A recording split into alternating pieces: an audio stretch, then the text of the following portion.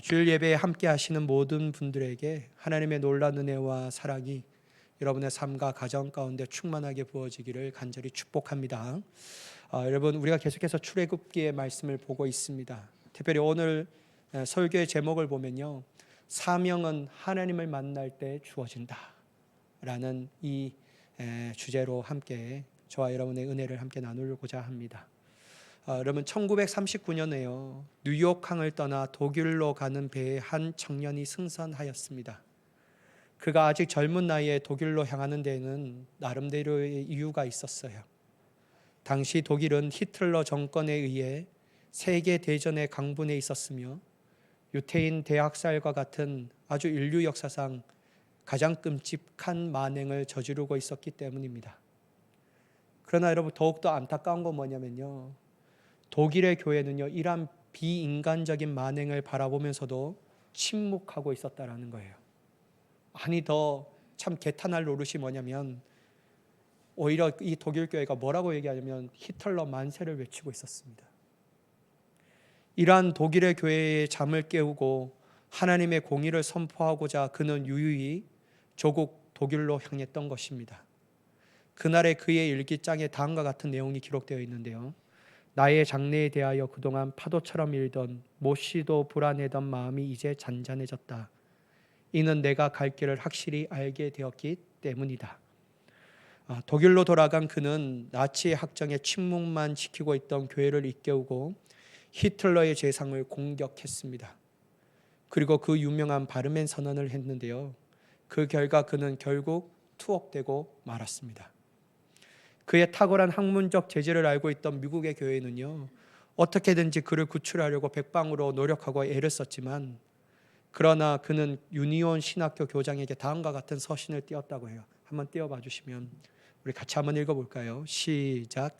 나는 내가 독일에 돌아온 것을 조금도 후회하지 않고 힘차게 일하고 있습니다. 그리고 내가 여기서 해야 할 일이 무엇인가를 분명히 알고 있습니다. 그는 결국 39세의 젊은 나이에 교수대의 이슬로 사라졌습니다.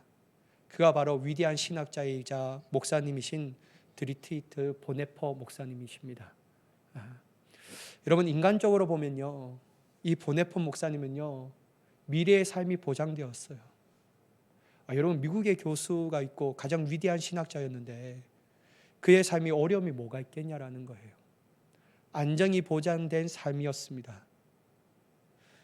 그러나 여러분, 그가 그 자리에서 벗어나 젊은 나이에 일찍 죽었다라는 것은 참으로 인간적인 눈으로 보면요, 불행한 분이었다라고 할 수 있어요. 그러나 여러분, 신앙의 관점으로 보면요, 그는 행복한 사람이었고 성공한 목사님이었습니다. 왜냐하면 하나님께 주신 사명을 제대로 알고 있었고 그 사명에 순종하며 삶을 살아감으로 그의 삶이 아름답게 기억되며 그의 삶을 통하여 어둠에 갇혀있던 세계 열방 가운데 빛이 났기 때문입니다. 이처럼 여러분, 그리스도인들은 하나님께 주신 사명을 받을 때 더욱 삶은 아름다워지고 의미 있는 삶을 살아가게 되는 줄 믿습니다. 여러분, 20세기 선지자라고 불렀던 A.W. 토조 목사님이요, 사명에 대해서 다음과 같이 말씀하셨어요. 한번 띄워봐 주시겠습니까? 같이 읽어볼까요? 시작. 하나님께서 주신 사명을 위해 헌신하는 순간 당신의 인생은 비로소 진정한 의미를 갖게 된다. 여러분, 하나님께 주신 사명을 위해 헌신하는 순간 우리의 삶은 비로소 진정한 의미를 갖게 되는 겁니다. 그러면 여러분, 우리가 분명한 것은 하나님의 주신 사명을 받아야 하는 거예요. 그렇다면 여러분, 우리는 어떻게 하나님께서 주시는 사명을 받을 수 있을까요? 오늘 설교의 제목에 나왔던 것처럼 바로 사명은 하나님을 인격적으로 만날 때 주어지고 그 사명이 깨달아진다라는 거예요. 여러분, 본문 1절의 말씀인데요, 모세가 그의 장인 미디안 제사장 이드로의 양떼를 치더니 그 떼를 강야 서쪽으로 인도하여 하나님의 산 호렙에 이르매. 여러분, 분명 모세는 이전까지 애굽 왕궁에서 40년간 온갖 영화를 누리면서 최고의 수준의 교육을 받았던 사람이었습니다. 그러나 한 사건의 계기로 광야로 도망쳐야 했으며, 그리고 그곳에서 한 가정을 이루고 그의 장인 이드로의 양떼를 치는 목자로서 40년이라는 긴 시간을 보내게 되었어요. 여러분, 40년이라는 긴 시간에 자신의 양도 아닌 장인의 양떼를 쳐야만 했던 모세의 마음은 과연 어땠을까요? 여러분, 아마 모세가 이 하나님을 만나고 사명을 받을 때 모세의 마음을 볼 때 아마 우울증이 있었던 것 같아요. 안 가요. 하나님의 분명한 말씀에도 불구하고 나는 못한다고 계속 부정합니다. 이 정도로 여러분, 모세의 마음은요, 너무 우울했다라는 거예요. 그리고 내가 어느 최고의 위치에 있다가 최고 낮은 자리에 떨어지니까요, 자존심이 상하지 않을까 싶습니까? 어떻게 보면 내 인생은 이렇게 실패로 끝나는구나, 이게 내 인생의 결말이 될 수 있겠구나 라고 하며 좌절하지 않았을 거냐라는 거예요. 이런 긴 시간을 보내고 있었을 때 모세는요, 전처럼 자신의 장인 이드로의 양떼를 이끌고 그 양을 위하여 목초지를 찾아 광야 서쪽으로 가요. 그리고 호렙산에 이르게 됩니다. 여러분, 이 호렙산은요, 다른 말로 말하자면 신의 산이라고 할 수 있습니다. 근데 여러분, 참 특이한 게 오늘 성경의 말씀은 그냥 단지 호렙산이라고 기록되지 않아요. 우리는 이 성경에서 호렙을 무슨 산이라고 부르냐면요, 하나님의 산이라고 얘기합니다. 하나님의 산. 그렇다면 여러분, 왜 성경은 호렙 앞에 하나님의 산이라고 했을까요? 이게 의미가 있는 거예요. 물론 나중에 보면요, 모세가 이 산에서 하나님과 대화했고 이 산에서 하나님으로부터 율법을 받았기 때문에, 한마디로 모세를 만나 주시려고 임재하셨기 때문에 이 산을 하나님의 산 호렙이라고 할 수밖에 없었습니다. 그래서 여러분, 가장 중요한 건 모세에게는 하나님의 산에서 하나님을 만났다라는 거예요. 이때 여러분, 모세는 놀라운 광경을 보게 됩니다. 바로 2절에서 4절까지 말씀인데요, 떨기나무에 불이 붙었으나요, 그 떨기나무가 사라지지 않는 광경을 봐요. 여러분, 너무 신기하잖아요. 떨기나무에 불이 임했는데 안 타요. 불만 할라 타오르는 거예요. 이러한 신기한 광경을 본 모세는요, 더 자세하게 보려고 그 떨기나무 가운데로 가려고 합니다. 그때 하나님께서 다음과 같이 말씀하셔요. 본문 4절의 말씀인데요, 한번 같이 읽어보도록 하겠습니다. 시작. 여호와께서 그가 보려고 돌이켜 오는 것을 보신지라 하나님이 떨기나무 가운데서 그를 불러 이르시되 모세야 모세야 하시매 그가 이르되 내가 여기 있나이다. 자신의 음성을 부르는 소리를 들었을 때요, 이 음성이 누구의 음성인지 처음에 알아차리지 못해요. 그런데 여러분, 하나님은 친절하게 다음 말씀을 통하여 자신이 누구인지 모세에게 계시합니다. 6절의 말씀인데, 또 이르시되 나는 내 조상의 하나님이니 아브라함의 하나님, 이삭의 하나님, 야곱의 하나님이라. 모세가 하나님 배웠기를 두려워하여 얼굴을 가리매. 여러분, 하나님께서는 모세에게 자신을 알려주시는데 그냥 내가 하나님이야 라고 말씀하시는 것이 아니라, 왜 하나님은 아브라함의 하나님, 이삭의 하나님, 야곱의 하나님이라고 말씀하셨을까? 이게 너무 궁금한 거예요. 저는 주석을 찾아보니까요, 왜 이렇게 얘기하시냐면요, 그의 조상 모세의 조상인 아브라함과 이삭과 야곱에게 나타나 언약하신 하나님에 대하여 일깨워주기 위해. 그 언약은 무엇입니까?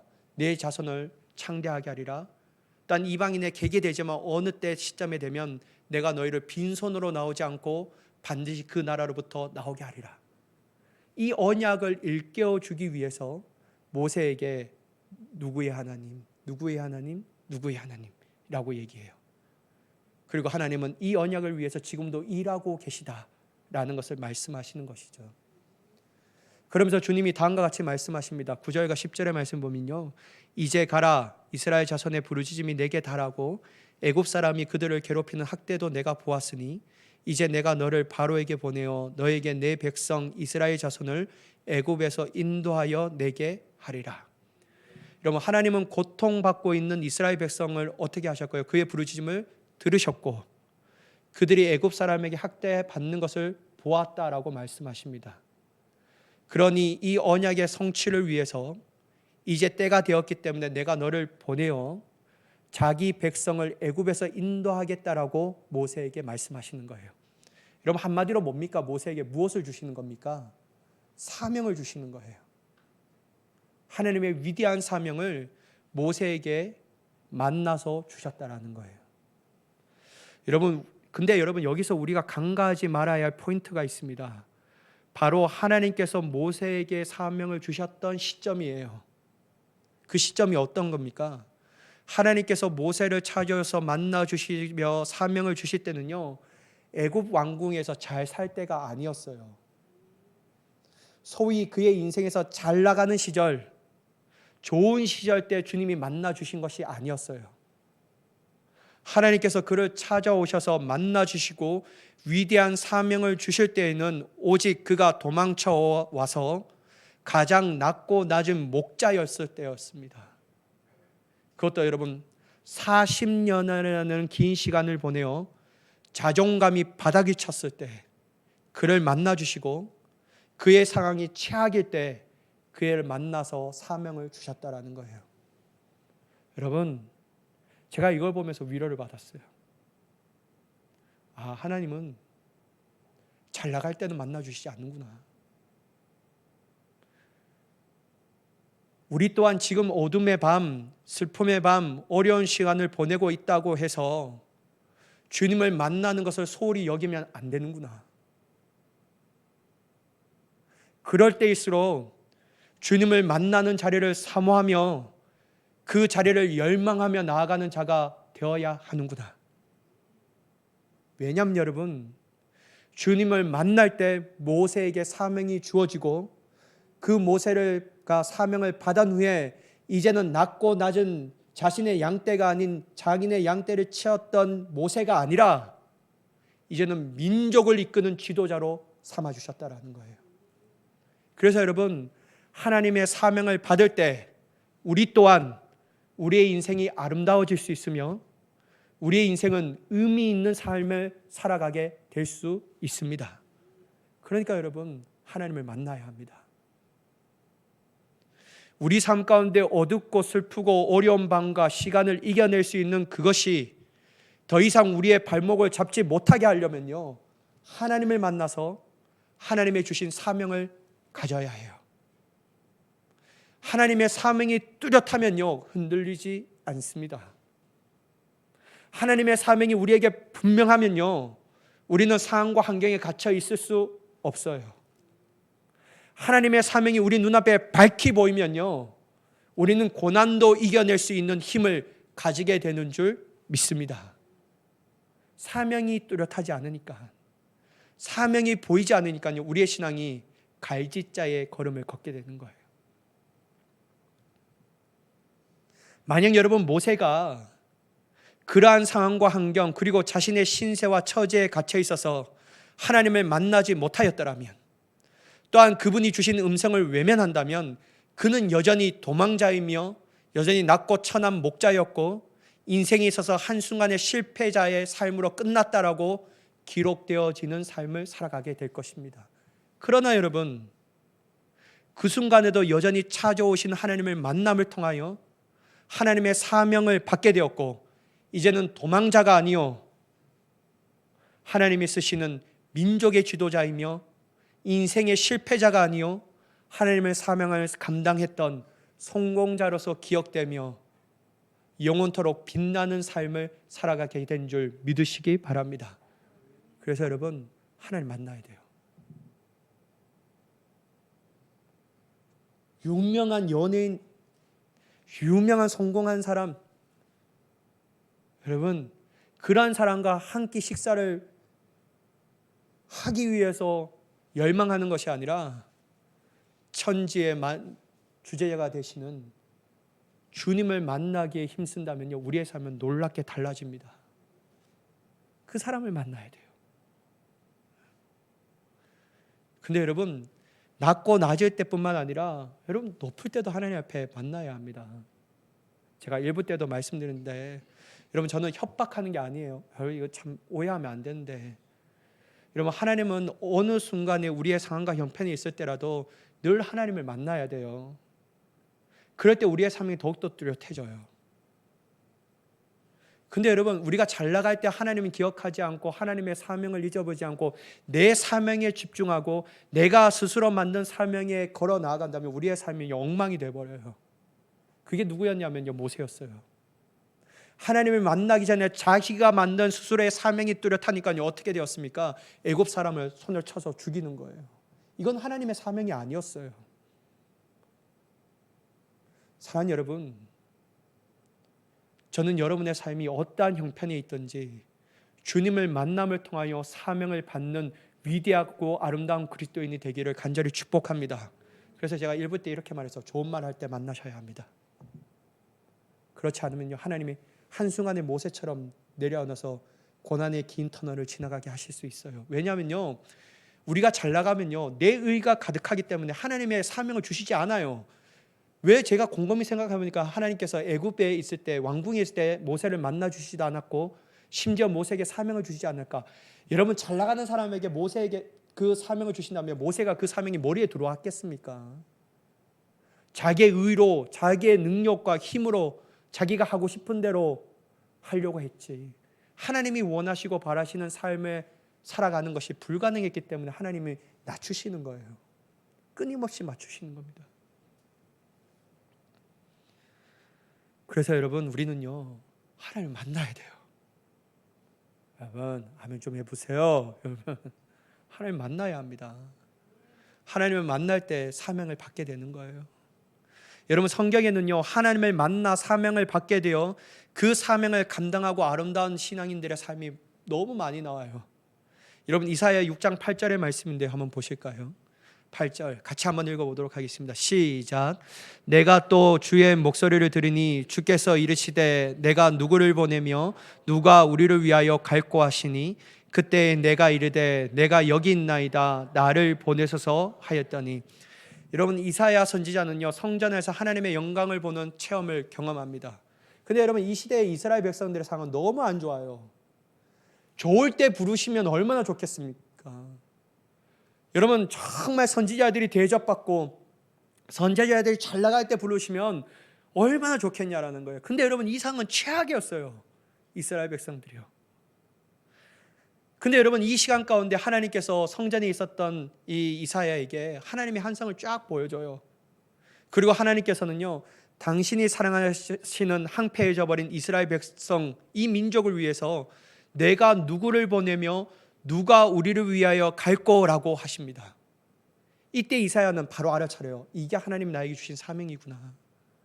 저 항폐해져 버린 이스라엘 땅의 민족에게 가서 그들을 회복시키며 하나님의 마음을 전하는 것이 하나님 주신 지금 나의 사명이구나. 이걸 알게 돼요. 그래서 이사야가 다음과 같이 하나님 앞에 대답합니다. 뭐라고요? 내가 여기에 있나이다. 나를 보내소서 말이에요. 그래서 여러분, 이사야 선지자의 말씀을 보면요, 아주 위대한 은혜의 역사가 나타나는 거예요. 메시아를 예언하는 특별한 은혜를 얻게 됩니다. 여러분, 마태복음 4장 18절 19절을 보시면요, 갈릴리 해변에 다니다가 두 형제 곧 베드로라 하는 시몬과 그의 형제 안드레가 바다에 그물을 던지시는 것을 보시니 그들은 어부라. 말씀하시되 나를 따라오라. 내가 너희를 사람을 낚는 어부가 되게 하리라. 여러분, 베드로 그리고 그의 형제였던 안드레는 여느 때와 같이 어부의 삶을 살아가고 있어요. 그들의 인간적 사명은 뭡니까? 고기 많이 잡는 거예요. 근데 예수님이 그들을 찾아오시네요. 그리고 예수님이 그들에게 다음과 같이 말씀하셔요. 나를 따라오라. 내가 너희를 사람을 낚는 어부가 되게 하리라. 예수님은 인간의 사명으로 열심히 살아가고 있던 베드로와 안드레에게 이제는 인간적인 스스로의 사명이 아니라 하늘의 신령한 사명을 그들에게 말합니다. 따라와라. 이제는 사람을 낚는 어부가 되게 하리라. 이 사명을 들었던 베드로와 안드레가 어떻게 했을까요? 20절 말씀인데요, 한번 같이 읽어보도록 하겠습니다. 시작. 그들이 곧 그물을 버려두고 예수를 따르느니라. 사람을 낚는 어부가 되리라는 예수님을 만나고 주신 사명을 받게 되니까요, 그들의 인간적인 스스로 만든 사명을 다 버립니다. 왜냐하면 이게 참된 의미가 아니에요. 참된 가치가 여기에 없다라는 것을 알았어요. 그래서 하늘에 주신 사명을 따라 나아가는 그 삶이 바로 아름다운 삶이며 진정한 가치가 있는 삶이라고 그들은 깨달았다라는 거예요. 그러니까 여러분, 순식간에 망설이지 않고 주님을 따라갑니다. 이제 물고기를 잡는 어부의 삶이 아니라 예수님의 거룩한 제자의 삶으로 복음을 전하는 복된 인생으로 살아가게 된 것이죠. 베드로는 위대한 수제자가 되었고 안드레는 예수님을 끝까지 사랑하며 따라가는 제자가 되었습니다. 이 둘은 다 순교했습니다. 여러분, 사울도 마찬가지예요. 사울 또한 예수님을 만나기 전에는 스스로 자신이 만든 사명에 집중했던 사람이었습니다. 그가 스스로 만든 집중했던 사명이 뭡니까? 예수님 믿는 사람은 내가 다 잡아주리라. 네가 다 죽이리라. 그런데 여러분, 이러한 그가요, 예수님을 만나게 되니까요, 삶이 확 바뀌어져요. 위대한 삶으로, 아름다운 삶으로 변화됩니다. 여러분, 사도행전 9장 4절에서 5절 말씀인데요, 함께 읽어보도록 하겠습니다. 시작. 땅에 엎드려져 들음에 소리가 있어 이르시되 사울아 사울아 내가 어찌하여 나를 박해하느냐 하시거늘 대답하되 주여 누구시니까? 이르시되 나는 내가 박해하는 예수라. 이런 부활하신 예수님을 만나게 되자 그의 인생은 놀라운 반전을 경험하게 돼요. 왜냐하면 예수님을 만남을 통하여 자신의 스스로 만든 사명이 얼마나 터무니없는지, 얼마나 하나님을 대적하는 삶인지 알게 된 거예요. 자신의 삶을 얼마나 망치고 있는지, 실패의 길로 이끌고 있는지 알게 되었어요. 그러니까요, 그것을 버릴 수밖에 없는 거예요. 그리고 하늘에 주신 사명을 받게 됩니다. 그 사명이 어떤 겁니까, 여러분? 갈라디아서 2장 8절의 말씀인데요, 제가 읽겠습니다. 베드로에게 역사하사 그를 할례자의 사도로 삼으신 이가 또한 내게 역사하사 나를 이방인의 사도로 삼으셨느니라. 여러분, 사도 바울이요, 자신의 스스로의 사명에서 벗어버리고 하늘의 사명을 자신의 주신 하나님의 사명으로 여기자요, 그의 목숨 걸고 선교합니다. 목숨 걸고 복음을 전합니다. 어려움을 만나도 전하고요, 힘들어도 전하고요, 좋아도 전하고 성공해도 전하고 어떠한 상황과 환경일지라도 하나님의 사명을 온전히 감당하는 복되고 아름다운 삶을 살아가게 된 줄 믿습니다. 그러니까 여러분, 사도 바울이요, 수많은 하나님의 마음을 가지고 서신서를 쓰잖아요. 여러분, 하나님을 만나면 사명을 받게 돼요.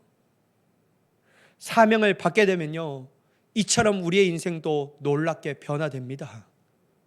하나님의 위대한 사명이 내 삶의 중심이 되고 하나님의 위대한 삶이 내 삶의 목적이 되며 그 사명에 순종하는 삶이 기쁨이기에 어떤 상황 가운데서 좌절하지 않고 포기하지 않고 사명 감당하는 것이 기쁨으로 여기며 끝까지 하나님의 베푸신 은혜 안에서 위대하고 아름다운 삶을 살아가게 될 줄 믿습니다. 그러니 여러분, 사명 받아야 합니다. 교회에 다닌 것만 만족하면 안 돼요, 여러분. 하나님은 그냥 우리를 교회에 다니는 자로 만족하는 인생으로 부르지 않았어요. 그냥 지금의 신앙에 만족하며 살아가면 안 됩니다. 하나님이 주시는 사명을 받아야 합니다. 그것이 우리의 삶의 중심이 되어야 합니다. 그럴 때 우리의 삶은요, 이전에 경험하지 못한 위대한 하나님의 은혜를 경험하며 위대한 능력을 체험하며 나아가는 우리의 삶이 하나하나의 삶이 강증의 역사로 일컬어질 수 있는 위대한 삶을 살아가게 되는 줄 믿습니다. 그러면 여러분, 사명을 받은 사람 스스로 감당해야 되는 것일까요? 여러분, 어떤 사람은요, 사명만 얘기하면 골치 아픈 사람들이 있어요. 부담스러워서 안 된다. 저는 이거 안 돼요, 못해요. 뭔 하나님의 사명이에요. 지금 이대로가 좋사오니. 이렇게 얘기하는 사람이 있어요. 저는 그분들의 마음을 충분히 이해합니다. 그러나 여러분, 오늘 성경의 말씀을 보면요, 사명은 사명을 받은 사람 스스로 감당하는 게 아니에요. 그러므로 여러분, 사명은 우리에게 부담스러운 게 아니에요. 8절에 한번 말씀을 보실까요? 내가 내려가서 그들을 애굽인의 손에서 건져내고 그들을 그 땅에서 인도하여 아름답고 강대한 땅, 젖과 꿀이 흐르는 땅, 곧 가나안 족속, 헷 족속, 아브리 족속, 브리스 족속, 히위 족속, 여부수 족속의 지방에 데려가려 하노라. 이런 8절의 말씀을 보시면요, 이스라엘 백성을 애굽인의 손에서 건져내시는 주체가 모세라고 말씀하십니까? 아니에요. 누가 내려간다고요? 내가 누구입니까? 하나님이 내려가신다라는 거예요. 또한 여러분, 여기서 그들을 건져내시는 분은 하나님이라고 말씀하시며 이것뿐만 아니라 하나님이 그들을 아름답고 강대한 땅, 약속의 땅, 가나안 땅으로 인도할 건데 그 인도하시며 데려가시는 주체가 모세가 아니라는 것을 분명하게 얘기해요. 누구라고 얘기합니까? 하나님. 그러면 여러분, 분명한 사실은 하나님은 모세의 사명을 처음부터 끝까지 그것을 이루실 것이라고 주님이 말씀하시는 거예요. 너가 아니야, 나야. 너 힘으로 하는 게 아니야, 내가 하는 거야.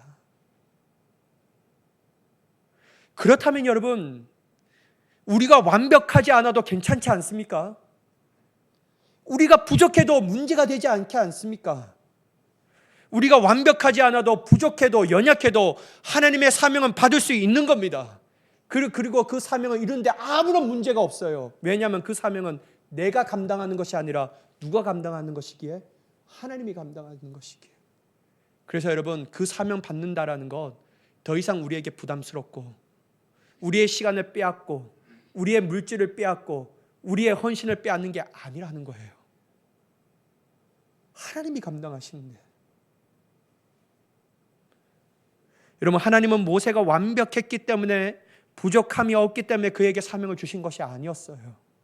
모세의 인물은 연약합니다. 다음 시간에 나누겠지만요, 모세는 하나님의 분명한 사명을 받고서도 못 간다고 얘기해요. 그래서 하나님이 능력과 표정을 보여주십니다. 그럼에도 불구하고 안 간다고 얘기해요. 이 정도로 자신의 무능력을 얘기합니다. 자신은 적합하지 않다고 얘기해요. 왜냐하면 자신이 없었거든요. 내가 그걸 감당할 자신이 없어요. 그러나 여러분, 하나님은요, 너가 하는 게 아니라 내가 한다. 특별히 여러분 12절의 말씀을 보면 전 이게 너무 은혜가 돼요. 한번 읽어보도록 하겠습니다. 본문 12절 시작. 하나님이 이르시되 내가 반드시 너와 함께 있으리라. 내가 그 백성을 애굽에서 인도하여 낸 후에 너희가 이 산에서 하나님을 섬기리니 이것이 내가 너를 보낸 증거니라. 여러분, 하나님이 약속해 주시잖아요. 너가 하는 게 아니야. 어떤 것을 통해서요? 내가 너와 반드시 함께 있으리라.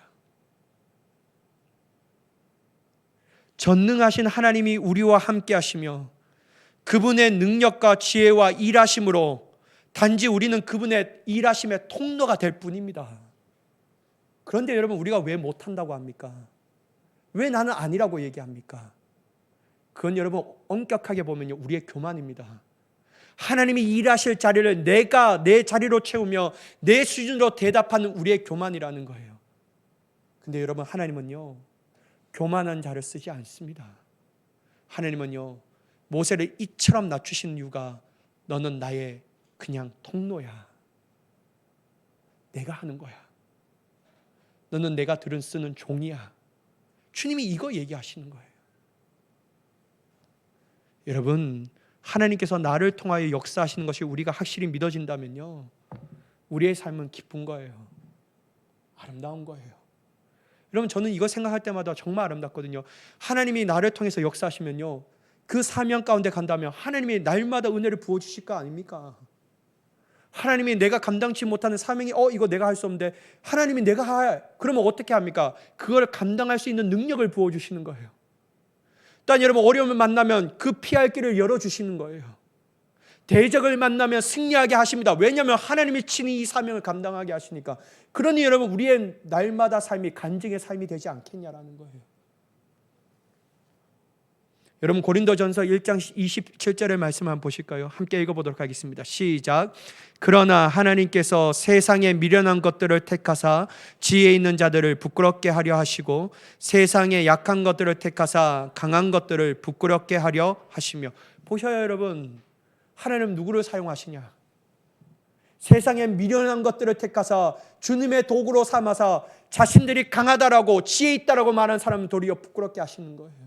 하나님의 역사는 이거예요. 다음 빌립보서 2장 13절의 말씀을 보실까요? 함께 읽어보도록 하겠습니다. 시작. 너희 안에 행하시는 이는 하나님이시니 자기의 기쁘신 뜻을 위하여 너희에게 소원을 두고 행하게 하시나니. 누가 행하십니까, 여러분? 누가 소원의 뜻을 주고 행하신다는 거예요? 하나님의 뜻을 우리 안에 두고 하나님의 기쁘심으로 그 뜻을 행하신다라는 거예요.